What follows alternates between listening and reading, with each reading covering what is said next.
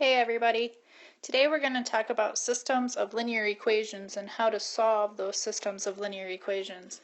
For this lesson we're going to only talk about two variables, and we're going to use just substitution in order to solve our system of linear equations. So I know you're asking yourself, what is a system of equations? So a system of equations is just where we have two or more equations, and those two equations are going to be working together in the same problem. So ultimately in this one we want to figure out that x and y value that make both of those true, or in this one the x, y, and z values that make those true. So depending on what kind of equations you have, so for example in this one we have linear equations, and we're going to focus on linear equations for today.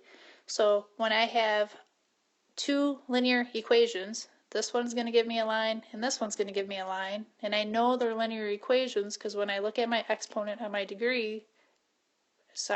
exponent on my variables, my highest degree or my highest exponent is 1, so I know that it's going to be a linear function or in a linear equation.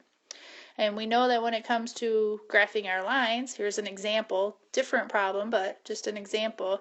Here's two different lines. So this is a system of equations because it's more than one equation.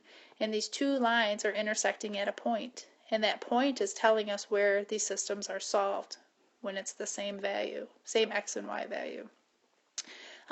We have options when it comes to our solutions. On this one we find our one point, which is where the two lines intersect. If we had two lines that were, let's say, were parallel to each other, maybe, how does this work? There we go. If we had two lines that are parallel to each other, we know that those two lines never intersect, so we know we would have no solution. Right? The other option we could have is you graph a line, right? And then when you graph the second line of that system, it ends up being the exact same line. And we know that lines are made up of points all the way along, so every one of those points would be a solution, so you would have infinitely many solutions. When it comes to solving these systems of equations, there's a couple different ways or couple methods that can be used. We can use substitution, which is where we're going to solve for one variable and we're going to plug that into another equation to be able to solve for the other variable. So we're just substituting. The second one is elimination, which is where we do some algebra so that way we can eliminate one of the variables to solve for the other, and then plugging that value back in to get that eliminated value. And the third one is graphing. We can graph our equations, and once we graph our equations where they are intersecting, those are going to be our solutions. So for today, we're only going to focus on substitution. Later, the second video after this one, later in this week, is when we're actually going to look at elimination and graphing. But for today, it's just going to be off of substitution.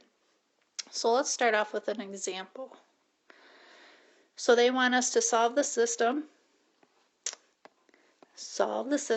using substitution. So when I look at my system, I know it's a system because I have more than one equation. And when I look at these, I know that I have linear equations because when I look at those variables and I look at the degree or my exponent on those variables, it's a 1, so I know that I have two lines.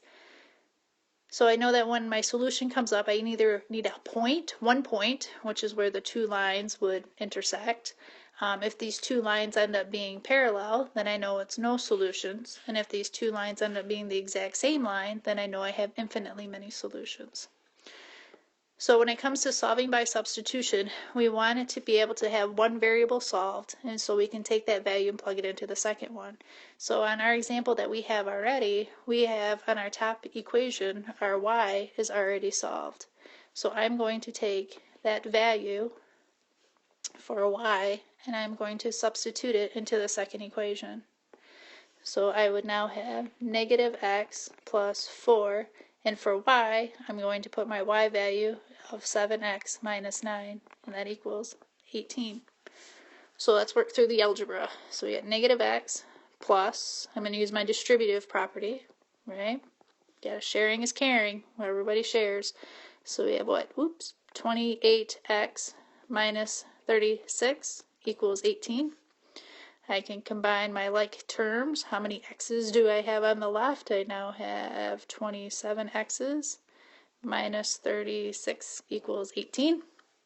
Solve my little two-step equation. I'm going to add 36 to both sides, and I'm going to get 27x equals 54. And then I'm going to divide by 27, and I'm going to get x equals 2, right?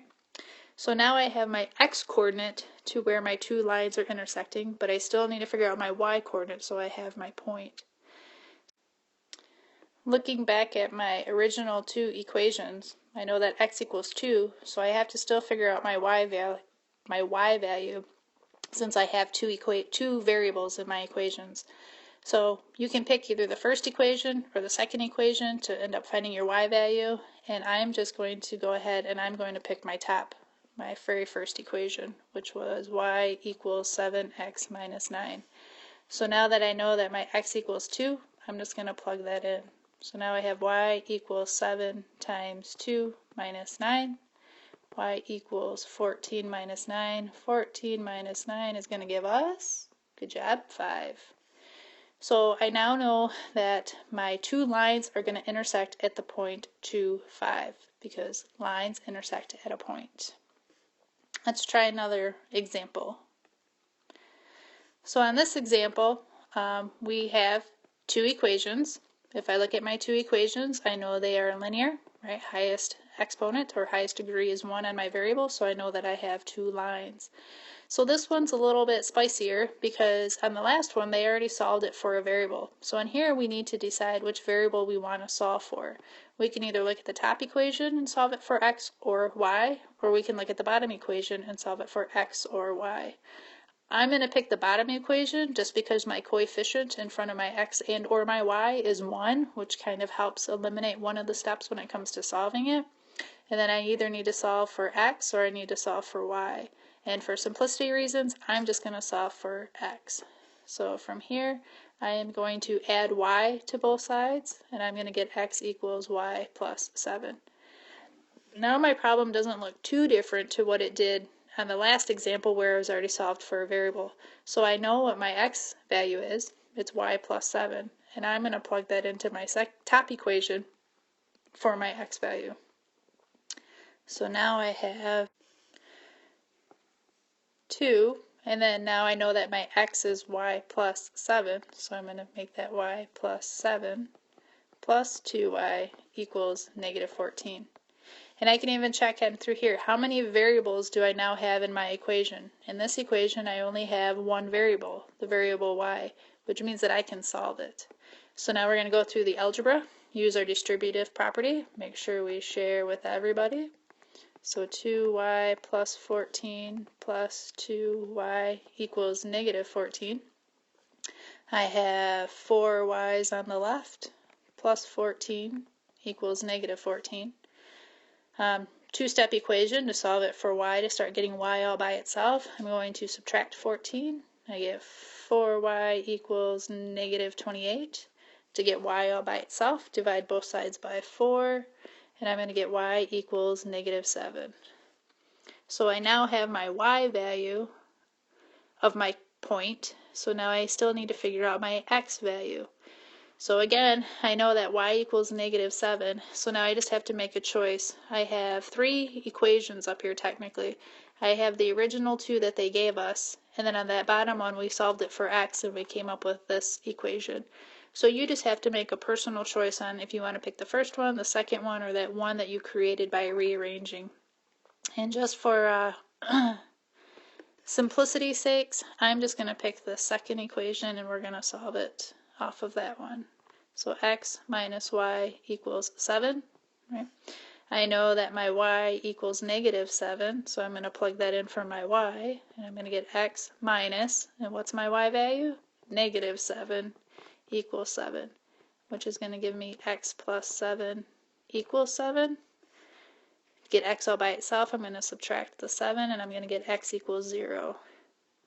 So now I have my x-coordinate and I have my y-coordinate.